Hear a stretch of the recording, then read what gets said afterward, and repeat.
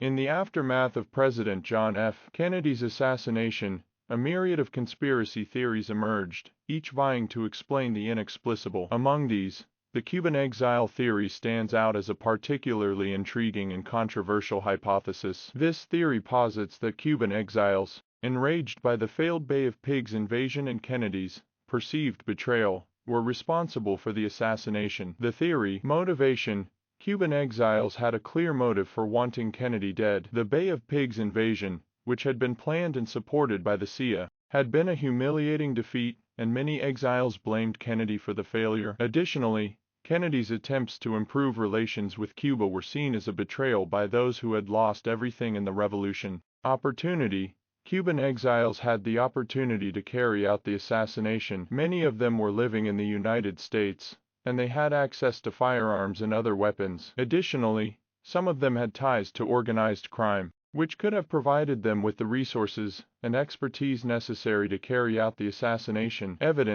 There is some evidence that supports the Cuban exile theory. For example, Lee Harvey Oswald, the man who is accused of assassinating Kennedy, had visited the Cuban embassy in Mexico City shortly before the assassination. Additionally, some of the witnesses who saw Oswald in the Texas school book depository on the day of the assassination claimed that he was speaking with a Cuban accent. Counterarguments: lack of evidence. Despite the circumstantial evidence, there is no concrete proof that Cuban exiles were involved in the assassination. No Cuban exiles have ever been charged with or convicted of any role in the assassination. Inconsistencies: there are several inconsistencies in the testimony of witnesses who claim to have seen Oswald with Cuban exiles. For example, some witnesses claim that Oswald was speaking Spanish, while others claim that he was speaking English. Occam's razor: the simplest explanation for the assassination is that Oswald acted alone. There is no need to posit a complex conspiracy,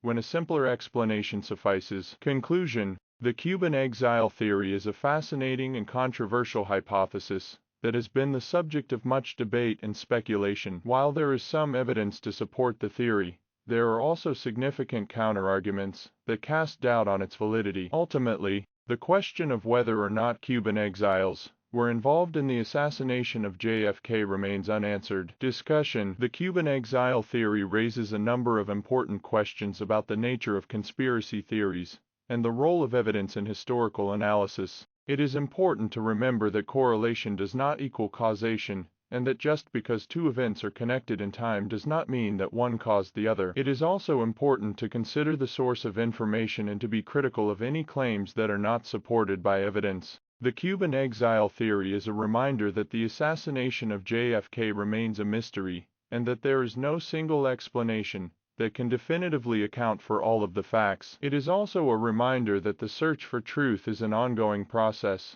and that new evidence may emerge at any time that could change our understanding of events.